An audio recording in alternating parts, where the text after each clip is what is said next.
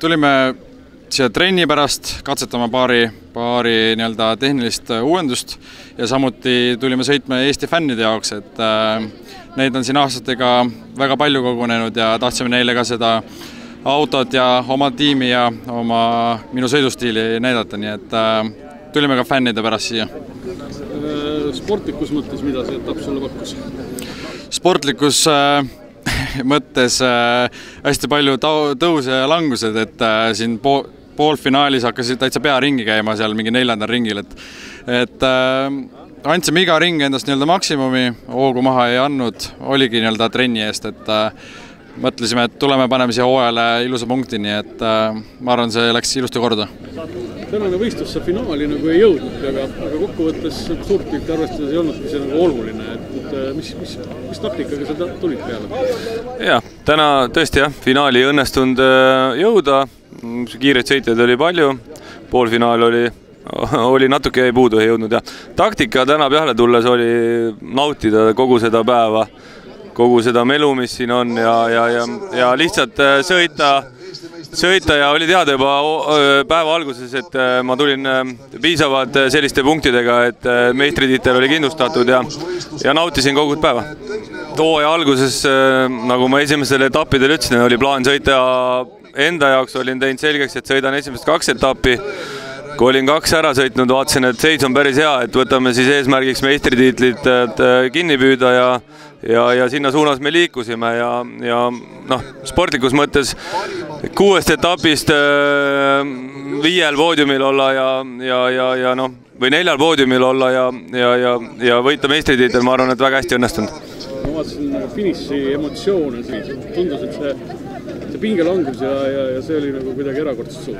Kui finishilipp oli, ma esimese asjana küsisin Spotteri käest, et oota, mis toimub, et kas nagu ongi päris see või? Sest et meil ei ole siiamaani kunagi BMW klassis päris võitu tulnud. Täna meie esimene ja hooajale mõnus hiilepunkt ikka peale, et jutt on all aga ühesõnaga me isegi ei uskunud seda, see oligi pigem see, et kas tõesti. Ütleme nii, et hooaeg kokkuvõttes, kui meil on 6 etappi Eestis, siis täna me 4 etapil olime poodiumil, mis on ilmselgelt väga kõva tulemus, sest meid on väga palju ja väga tasavägine kõik. Aga meil oli paha, Laitses oli rehvi purunemine, kus me ei saanud poolfinaalist edasi. Kõige kehvem tulemus oligi see ja siis me saime Missos karistada. Reeglid on reeglid, midagi vaielda pole. Et see meil tõmbas nagu maha. Kui need oleks olnud lihtsalt finaalipunktide väärilised sõidud, siis me oleks igal juhul saanud täna tiitli nimel heidelda. Täna selle võistluse tulles oli seis selline, et 8 punkti vahet, et kergekäeliselt peale ei saanud tulla, et pidi kindlasti sõitma.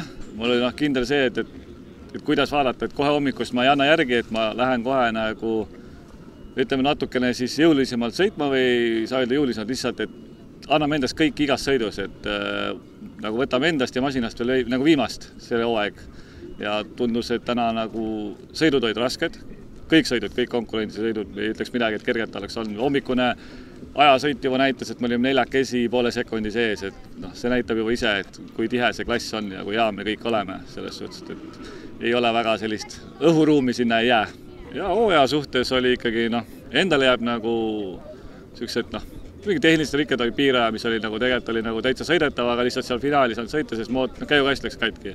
Ikka juhtub, et sellised nagu täna see hooaeg oli ütleme nagu 2 võistlust läkski puhtalt käigukasti nahka.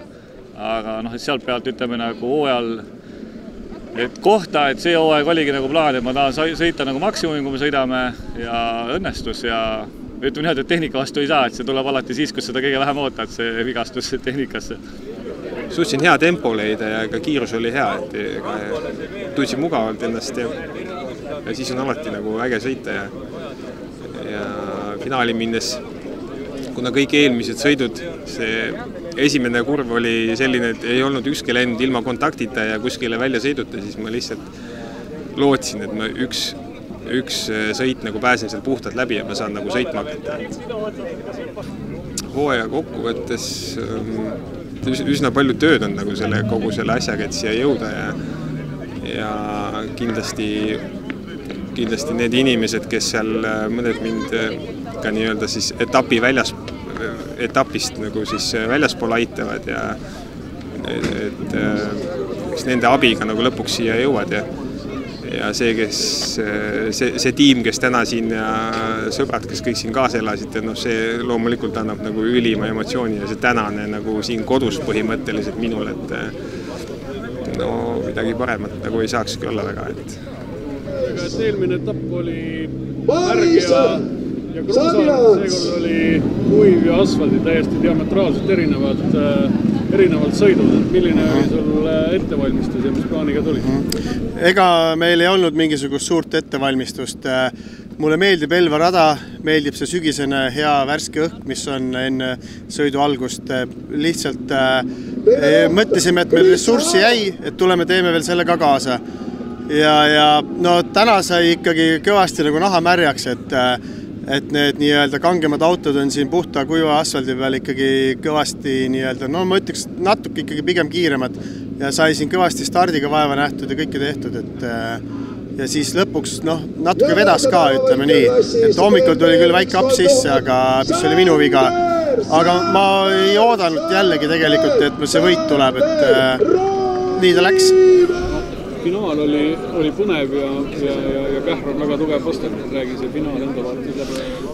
Enne starti väga suur pinge ja siis oli start ära, esimene kurv läks mul hästi pikaks ja siis ma vaatasin, et Kähr läheb mööda, aga siis ma ei andnud alla, ma mõtlesin, ma annan alla ära, aga ma surusin veel rohkem, et siis ma käisin jokkeris ära, ma vaatasin, et Mairo ei lähegi jokkerisse ja siis ma hakkasin teda püüdma ja siis ma vaatasin, et see vahe meil järjest väheneb, et siis ma vaatan, et mul on veel võimalus.